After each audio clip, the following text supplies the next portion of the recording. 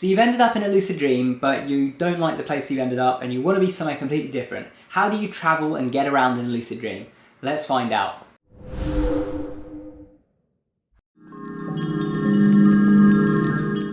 Hey guys, welcome back to Tipharot. It's me, Matt here, and today I'm discussing travelling around in lucid dreams.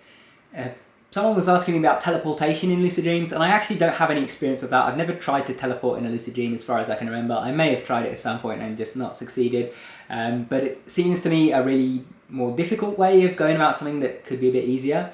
I know there's lots of people who do teleport in dreams and so on, and they find it easy in that.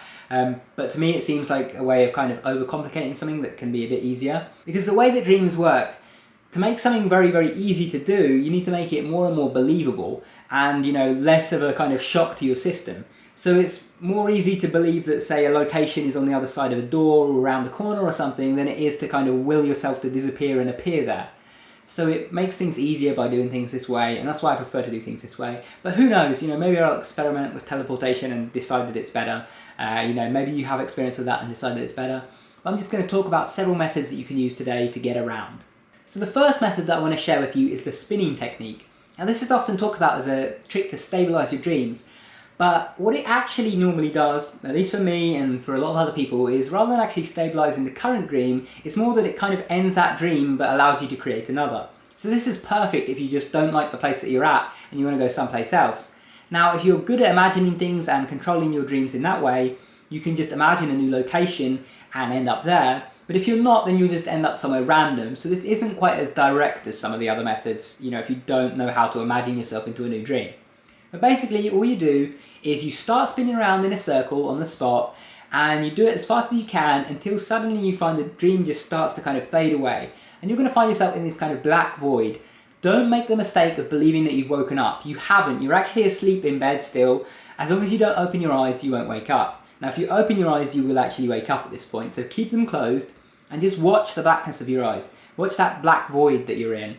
And just stay there, remain there. And soon you should start to find a dream scene starting to form. And you wait for it to form until you're actually in another dream.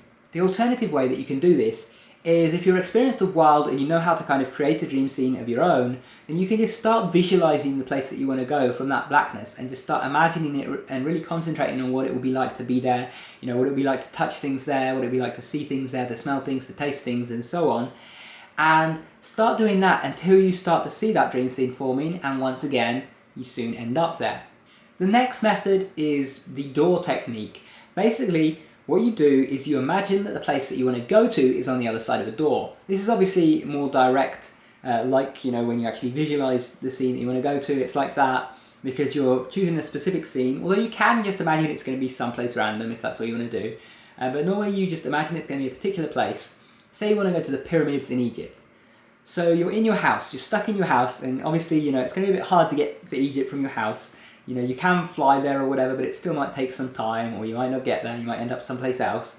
So the easiest place to get there is just to close one of your doors, or find a door that's already closed, and just imagine that on the other side, when you open the door, you're going to see the pyramids in Egypt. The nice thing about this method as well, is that when you open the door and go through, if you open it and it's just your living room or something on the other side, nothing's changed, then you can just shut the door and try again, and keep trying and focus on really believing that that place is going to be there. Just be just be certain in yourself that it's going to be on the other side.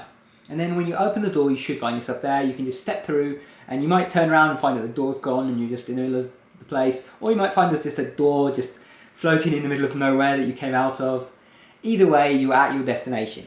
Another thing that you can do, and this is similar to the spinning technique, and this is a little bit risky because there's a chance of you waking yourself up if you do this wrong. Basically, what you want to do is close your eyes, but remember not to open them. Just close them and then just start visualizing a dream scene from there. And what you'll find is that when you actually close your eyes in the dream, you're just closing your dream eyes. You're not actually, closing your real eyes. So you can just get a new pair of dream eyes just by, visualizing until you're in a dream scene. But what you need to avoid doing is opening your eyes, because your eyes are not paralyzed during REM. So if you open your eyes, your real eyes will open and you will be awake. If you close your eyes, it won't do anything because your eyes are already closed, your real ones, so you're not going to be using those. But if you open them, you're going to open your real ones and wake up. So just close your eyes and just keep them closed. Don't think about, keeping them closed, but just keep them closed anyway. And focus on visualizing a new dream scene or allow one to appear. The next method is the over the hill or around the corner technique. Basically, you want some kind of obstacle blocking your line of sight that there could feasibly be your destination on the other side of. So it could be a mountain, it could just be a little hill, it could be a skyscraper or a big building. Just imagine that, around the corner or on the other side of this thing is going to be the place that you want to go to, and then just go to that place. Go to the corner of the building and look around it, or go over the hill, and you should find the location there.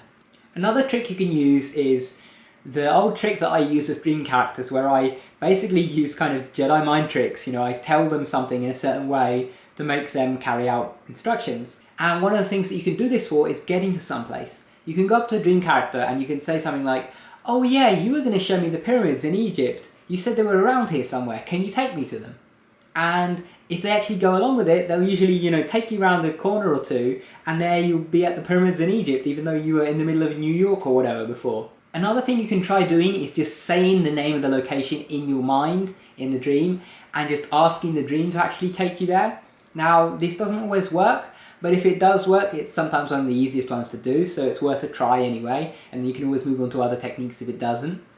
Next up, you can try flying there, and if you're good at flying fast in a dream, then you can still get, all the way around the world in a matter of seconds if you're good at it.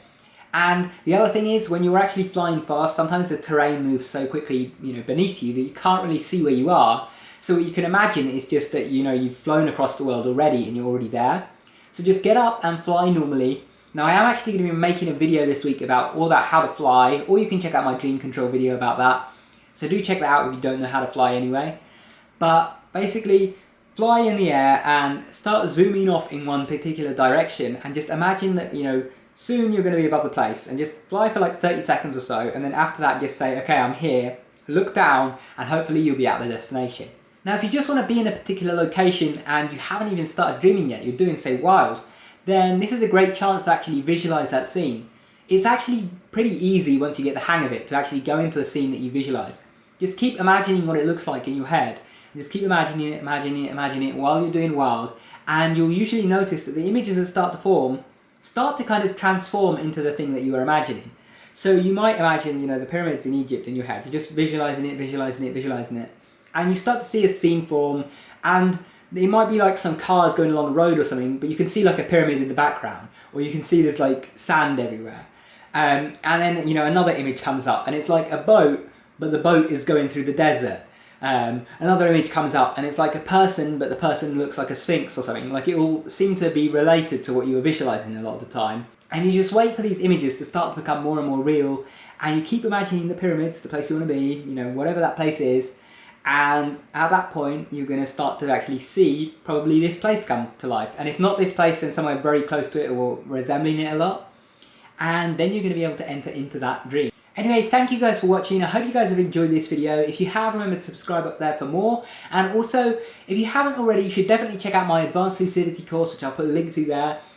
Basically, one of the reasons I brought it up now is that when you're actually playing around with changing location and stuff, that is going to be very, very useful for the actual challenges that I put into the course, which are there to actually kind of test your lucid dreaming ability and to get you to be creative about how you do things.